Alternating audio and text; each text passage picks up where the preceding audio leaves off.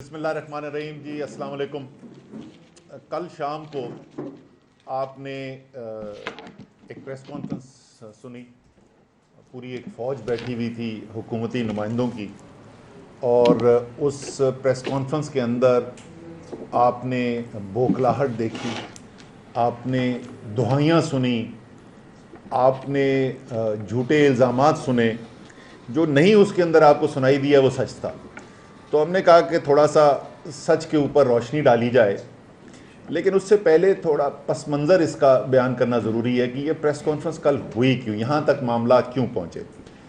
जब ज़मीरों की मंडी लगाकर, बैरूनी मुदाखलत करवाकर, साजिश के ज़रिए इमरान खान को हटाया गया, तो मकासद क्या थे? दो बुनियादी मकासद थे कि जो हासिल करना चाहते थे। एक ज़ाहिर है इमरान खान को गिराना था, और दूसरा अपनी अरबों नहीं सैकड़ों अरबों की जो करप्शन हुई हुई है उनको, उन केसेस को सबको फारिग करवाना था। ये दो बुनियादी मकासद थे जिसकी वजह से पाकिस्तान के ऊपर ये इम्पोर्टेड हुकूमत की मुसीबत नाजिल की गई। इन दोनों को अगर आप देखें तो पिछले हफ्ते में आपको ये दोनों चीज़ें होती हुई नज़र आ रही हैं। एक तो पिछले हफ्ते पाकिस्तान के अवाम ने इंसाफ का जनाजा निकलते हुए देखा। वो लोग जो अपनी हुकूमत के होते हुए मुल्क छोड़कर फरार हुए, वो वज़ीर आज़म के जहाज़ में बैठकर सीधे सेनेट पहुंचे और वजारत का कलमदान उन्होंने दोबारा संभाला। वो जिनके खिलाफ फैसले आ चुके थे वो फैसले बदल दिए गए और उनको दोबारा से इजाज़त दे दी गई, बाइज्जत बरी कर दिया गया। अच्छा, कोर्ट जो है वो बरी तो कर सकता है, लेकिन इज्जत देना कोर्ट की भी बस की बात नहीं है। इज्जत फिर भी ना मिली। ये कैसे मुमकिन कैसे हो रहा है? आम इंसान एक पाकिस्तान का जो ज़िंदगी गुजारता है उसको अपनी ज़िंदगी इस बुनियाद पर गुजारनी पड़ती है कि कानून क्या कहता है। ये जो ताकतवर तबका है जिसने दहाइयों से पाकिस्तान के ऊपर कब्जा कर रखा है, ये अपनी जिंदगी कैसे गुजारनी है उसके मुताबिक कानून बदलते हैं। आम इंसान कानून के तहत जिंदगी गुजारता है, यहां कानून इनके तहत बनते हैं कि इनकी जिंदगी किस तरीके से आसान की जाए, सहल की जाए, इनको कैसे बचाया जाए। मैं सिर्फ दो चीजें आपको, दो मोटी मोटी बातें बताता हूं कि नैब के कानून, क्योंकि आपको समझने की जरूरत है कि हो क्या रहा है। ये जो रोजाना बरी हो रहे हैं ये वाकई में बाइज्जत बरी हो रहे हैं या कुछ और हुआ है। नैब के कानून के अंदर तरामीम जो की गई हैं तो बहुत सारी हैं, मैं सिर्फ दो उसके पहलू आपके सामने रखना चाहता हूं। सबसे पहले तो उन्होंने कहा कि अगर मेरे पास अरबों की चोरी का सामान माल पकड़ा गया तो ये मैंने नहीं अब जवाब देना कि ये पैसा कहां से आ गया है। ये जवाब अब नैब ने देना है कि वो साबित करे कि मेरे पास किसी गलत जराए से ये पैसा आया है। एक बड़ी मशहूर बात है इस्लामी तारीख से जो हम सब ने अपने स्कूल में, घरों में सुनी हुई है, बचपन में हमें बताया जाता था, और वो एक मिसाल दी जाती थी कि एक इस्लामी माशरे के अंदर इंसाफ का पैमाना होता क्या है। और आप, मुझे यकीन है कि आप सब ने भी सुनी होगी, जो नौजवान हैं उन्होंने भी सुनी होगी। और वो किस्सा है कि किस तरीके से उस वक़्त के अमीरुल मोमिनीन हज़रत उमर को एक सहाबी उठ के सवाल करते हैं कि ये बताइए कि आपका तो कद मुझसे भी ज़्यादा है, जो कपड़ा मिला था माले गनीमत से उससे तो मेरा नहीं बन सकता ये लबादा, तो आपका कैसे बन गया। अब ज़रा समझें कि नैब का कानून जो तब्दील किया है वो क्या कहता है।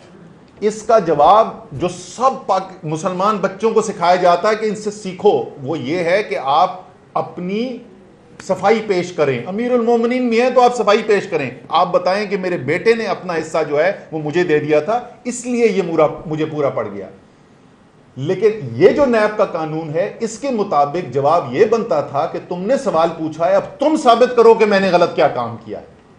जो बुनियादी इस्लामी तालीमात हैं जिसके ऊपर इस्लामी माशरा कायम होता है उसको ही उलट के रख दिया इन लोगों ने। दूसरी चीज, ये सब चोरी करके ले जाते किधर हैं? ये पाकिस्तान में तो इसमें से बहुत थोड़ा सा पैसा रखते हैं। ये ज्यादातर पैसा तो हमें नजर आता है सरे के महल की शक्ल में, स्विट्जरलैंड के बैंक अकाउंटों में, डायमंड के नेकलेस की शक्ल में, दुबई के टावर्स की शक्ल में, एवन फील्ड के अपार्टमेंट्स की शक्ल में। ये तो सब बैरूने मुल्क पाए जाते हैं। कानून में तरमीम करके क्या कहते हैं कि मुल्क के बाहर जहां सारा चोरी का पैसा ले गए वहां से जो शवाहिद आएंगे वो कानून में आप पाकिस्तान में इस्तेमाल नहीं कर सकते। दुनिया में कोई एक मिसाल नहीं होगी ऐसे किसी कानून की। सो ये इन्होंने जो अपना पहला हदफ था कि अपने अरबों रुपए की, सैकड़ों अरबों रुपए की करप्शन की केसेस माफ किए जाए, उस पर तो ये इनकी पेशरफ्त हो रही है। लेकिन इनके साथ मसला ये हो रहा है, इनसे इमरान खान नहीं गिराया जा रहा। वो इमरान खान जो एक डायरी और पेन लेके वजीर आजम के घर से वापस बनीगाला चला गया, वो अपने साथ करोड़ों पाकिस्तानियों का दिल लेकर चला गया और रोज बरोज उसकी सियासी मकबूलियत बढ़ती चली जा रही है अवाम में। जुलाई 17 के पंजाब के ज़िमनी इलेक्शन हो, कराची का NA 245 का इलेक्शन हो, जलसे हो, जुलूस हो, रैलीज हो, जहां पर भी आप देखेंगे तो आपको नजर आएगा कि कौम इमरान खान के साथ खड़ी होगी। ये इनको भी नजर आ रहा है, इनको भी पता चल रहा है कि ये इमरान खान का सियासी मुकाबला अब नहीं कर सकते, इसलिए अब इमरान खान को काबू करने के लिए क्या ढूंढें। सियासत से तो मुकाबला हो नहीं सकता, सियासतदान अपने आप को कहते हैं लेकिन मैदान में आके मुकाबला करने को तैयार नहीं है। तो कभी इमरान खान के ऊपर तौहीन मजहब का खुदा न खास्ता इल्ज़ाम लगा दिया जाता है, कभी उनके ऊपर तौहीन फौज का इल्ज़ाम लगा दिया जाता है, कभी उनके ऊपर तौहीन अदालत का इल्ज़ाम लगा दिया जाता है, कभी उनके ऊपर तौहीन IMF का इल्ज़ाम लगा दिया जाता है, और अब लेटेस्ट जो है उन पर तौहीन डोनाल्ड लू का इल्ज़ाम लगा दिया। अभी हम इस इल्ज़ाम के ऊपर भी आते हैं। और बौखलाहट की, डेस्परेशन की आपने इंतहा अगर देखनी थी तो पहले प्रेस कॉन्फ्रेंस देखें और उसके 1 घंटे के अंदर अंदर इस्लामाबाद की पुलिस की फुर्तियां आप देखें, किस तरीके से फरमाइश की जा रही है। सारा पाकिस्तान देख रहा है, टेलीविजन के सामने फरमाइश की जा रही है कि इमरान खान को गिरफ्तार करो, और 30 मिनट 40 मिनट के बाद पुलिस वहां पर पहुंची हुई है बनीगाला में। ना कानून में कोई गुंजाइश उसकी, ना इनके पास हिम्मत है इमरान खान को हाथ लगाने की, फिर पसपा होना पड़ा वहां से। लेकिन सारे कल पाकिस्तान ने, अल्लाह ताला अल हक है इसलिए तो कहते हैं, वो सच्चाई सामने आ जाती है कि निज़ाम में कोई ना कानून बचा है ना इंसाफ बचा है, और फरमाइश होती है, सारी कौम देख रही है, और 1 घंटे के अंदर अंदर वो कहते हैं जी दरबार से हुक्म आया है तो अब हुक्म बजा लाना तो हमारा फर्ज है, और वहां पर पुलिस पहुंच जाती। अब जरा सा ये तो जिसको मैं कह रहा हूं तौहीन डोनाल्ड लू का मुकदमा जो बनाने की कोशिश करें, जरा उसको देखें। साइफर मुरासला के ऊपर 2 इल्ज़ामात लगाए गए। एक इल्ज़ाम उन्होंने ये लगाया कि मुरासला जो है वो गायब हो गया है पीएम हाउस से मुरासला गायब हो गया है। ये इनको इंकशाफ हुआ है हुकूमत बनाने के 5.5 माह से ज्यादा गुजरने के बाद। यार एक तो चोरी के लिए भी ना कोई अक्ल की जरूरत होती है, कोई झूठ बोलने के लिए भी कोई इंसान थोड़ा सा अक्ल तो इस्तेमाल करने की कोशिश करता है ना, कोई इल्ज़ाम तो कोई अच्छा लगाने की कोशिश करता है। ओ अल्लाह के बंदो, आप भूल गए हो आपकी हुकूमत आए हुए चंद दिन गुजरे थे जब आपने कौमी सलामती कमेटी की मीटिंग बुलाई थी। उस कौमी सलामती कमेटी की मीटिंग के चेयर शहबाज शरीफ वजीर आजम थे, उसके अंदर हुकूमत के वज़रा बैठे हुए थे। वहां पर सिर्फ एक चीज डिस्कस हुई थी और वो मुरासला था, वो साइफर था। आप मुझे ये कहने की कोशिश कर रहे हो कि ये वजीर आजम और ये तमाम वजीर जो वहां पे बैठे हुए थे उस कौमी सलामती कमेटी के मीटिंग के अंदर, वो सब बयान दाग रहे थे मुरासला देखे बगैर। मतलब कोई अक्ल तो करते हैं कोई इल्जाम लगाने से पहले कि तुमने बगैर मुरासला देखे हुए पूरी मीटिंग भी कर ली, उसके ऊपर अपनी राय भी दे दी, और उसके सब जो प्रेस रिलीज भी वहां से आ गई। उस मीटिंग में ये क्यों नहीं कहा कि जी हम तो ढूंढ रहे हैं, हमें तो मिल नहीं रहा। दूसरी बात यह कि सारा पाकिस्तान जानता है कि स्पीकर कौमी असेंबली को वो मुरासला भेजा गया। वो मुरासला जो है वो स्पीकर कौमी असेंबली ने चीफ जस्टिस ऑफ पाकिस्तान को भेजा। वो मुरासला जो है वो फॉरेन ऑफिस के अंदर मौजूद है। तो भाई ये ड्रामा कि इमरान खान कहीं वो मुरासला लेके भाग गए हैं, खुदा का को खौफ करो। बोला ना स्पीकर ने चीफ जस्टिस को भिजवाया है, उनसे ले लें, चीफ जस्टिस से ले लें, अपने फॉरेन ऑफिस से ले लें, स्पीकर के ऑफिस से ले लें। स्पीकर का ऑफिस भी आपके पास है, ये तमाम जो स्पीकर के फॉरेन ऑफिस तमाम दफातर आपके पास है, वहां से ले लें। सो ये तो मज़े का खेज बिल्कुल बयान लगाया। दूसरा उन्होंने कहा कि उसके अंदर ऑडियो लीक में इमरान खान ने जो बातें की, क्या बातें की इमरान खान ने? इमरान खान की जो ऑडियो लीक्स दोनों आई हैं उन दोनों लीग्स के अंदर सिर्फ दो चीज़ें साबित होती हैं। एक चीज़ ये साबित होती है मुरासला हकीकत, पूरी डिस्कशन हो रही है किस तरीके से मुरासला आया है, अब उसको किस तरीके से मीटिंग की जाए ताकि मीटिंग के अंदर ऑन रिकॉर्ड लेकर आया जाए। और ये बड़ा जो शोर मच रहा है, उन्होंने कहा जी मैंने मिनट्स ऐसे बना दूंगा, मिनट्स वैसे बना दूंगा। ओ भाईजान, कौमी सलामती कमेटी जो बैठ के वहां पर फैसले कर रही थी वो किसी मीटिंग के मिनट्स की बुनियाद पर नहीं कर रही थी। जो कौमी सलामती कमेटी एक नहीं 2 मरतबा ये बयान जारी कर रही थी कि वाज़े बैरूनी मुदाखलत नजर आ रही है, वो किसी मीटिंग के मिनट्स की बुनियाद पर नहीं कर रही थी। वहां पर वो मुरासला, वो ट्रांसक्रिप्ट पड़ा हुआ था सामने साइफर का, और उस मुरासले की, उस ट्रांसक्रिप्ट की बुनियाद के ऊपर ये फैसले किए जा रहे थे। तो वो मिनट्स अच्छे थे या बुरे थे उससे कोई फर्क नहीं पड़ता। दूसरी चीज जो बड़ी वाज़े नजर आती है कि इमरान खान जो बंद कमरे में बात करते हैं वही बाहर करते हैं।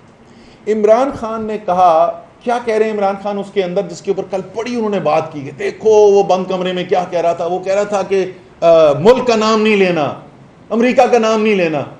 तो इमरान खान तो भाई टीवी पे आकर कौम से खिताब में भी यही कह रहा था। इमरान खान तो जलसे में भी खड़ा होकर यही कह रहा था उस वक्त कि नहीं लेना। बाद में वो नाम निकल आया मुल्क का, वो एक बाद में बात बदल गई। लेकिन जिस वक्त की ऑडियो लीक है उस वक्त बंद कमरे में जब इमरान खान कह रहे थे कि मुल्क का नाम नहीं लेना, और क्यों कह रहे थे, वहां पर जाहिर है कौमी सलामती के पहलू से वो कह रहे थे कि ना आए नाम तो बेहतर है। दूसरा उस वक्त इस्लामिक, और उस वक्त जो है वो Islamic organisation of Islamic countries की कॉन्फ्रेंस हो रही थी, उसके ऊपर भी मैं भी ज़रा सा बात करता हूँ। तो उससे पहले वो नहीं चाहते थे कि इंटरनेशनल कोई कंट्रोवर्सी खड़ी हो, इसीलिए जो उन्होंने बड़ा किया, जी वो 2 हफ्ते पहले क्यों नहीं कहा था, वो 2 हफ्ते पहले इसलिए नहीं कहा था, इसको पहले भी एक्सप्लेन किया जा चुका है।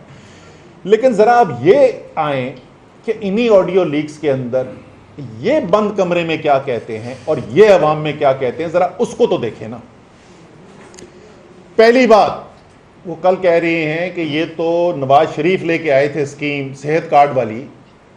टीवी पे तो आप कह रहे हैं नवाज शरीफ लेके आए थे स्कीम, बंद कमरे में कहा जा रहा है इमरान खान के पास सेहत कार्ड के अलावा कुछ नहीं है, इसको बंद कर दें, सेहत कार्ड बंद कर दें। यानी पाकिस्तान का एक गरीब इंसान, एक मुतवस्सित तबके का इंसान जिसके घर के अंदर कोई संजीदा बीमारी आई हुई है, उसको कोई ऑपरेशन कराना है, उसकी जिंदगी और मौत की कश्मकश है, तो वो सरकार के कार्ड लेकर अपनी मर्जी के बेहतरीन अस्पताल में जाकर अपना इलाज न करवा सके। क्यों? क्योंकि इससे इमरान खान को वोट मिल जाएंगे। वो कह रहे थे कि कौम के मुफाद के खिलाफ कभी बात नहीं की। इससे बड़ा मुझे बताएं कौम के मुफाद के खिलाफ क्या बात हो सकती है कि वो कह रहे हैं गरीबों को मार दो अगर इससे इमरान खान की सियासत कम होती है। वो और बात है कि इमरान खान की सियासत उससे फिर भी नहीं कम होती है।